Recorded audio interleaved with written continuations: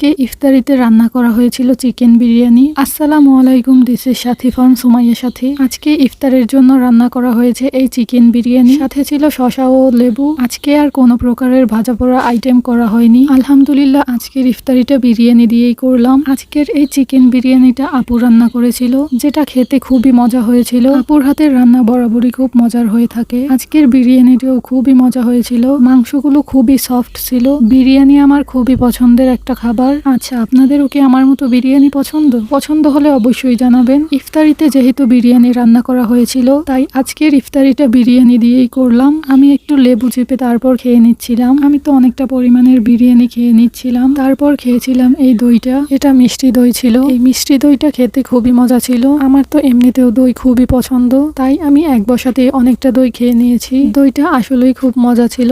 আপনাদের কার কার দই পছন্দ অবশ্যই জানাবেন। তারপর খেয়েছিলাম এই রসমালাইটা, যেটা খেতে খুবই মজা ছিল।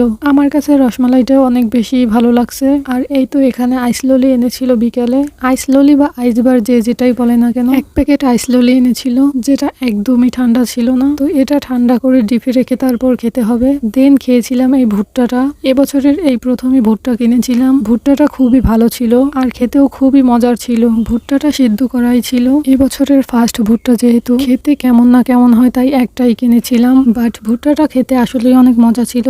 তারপর খেয়েছিলাম এই আতাফলটা কেটে এনেছিলাম, তাই সাইড দিয়ে একটু কেটে ট্রাই করছিলাম। আর এই তো এইদিকে আমি ভুট্টাই খাচ্ছি।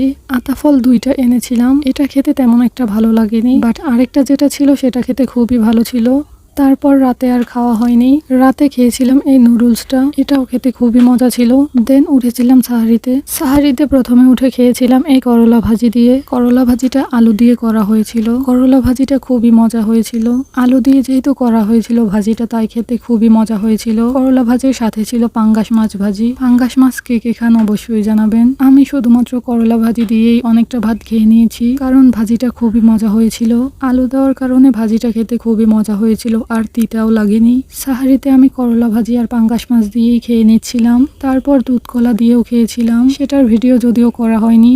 আলহামদুলিল্লাহ এটাই ছিল আজকের সাহারির খাবার। তারপর আমি আবারও খেয়েছিলাম এই দইটা, যেটা রাতে ডিপে রেখেছিলাম, তাই একটু শক্ত হয়ে গিয়েছিল দইটা খুবই মজার ছিল।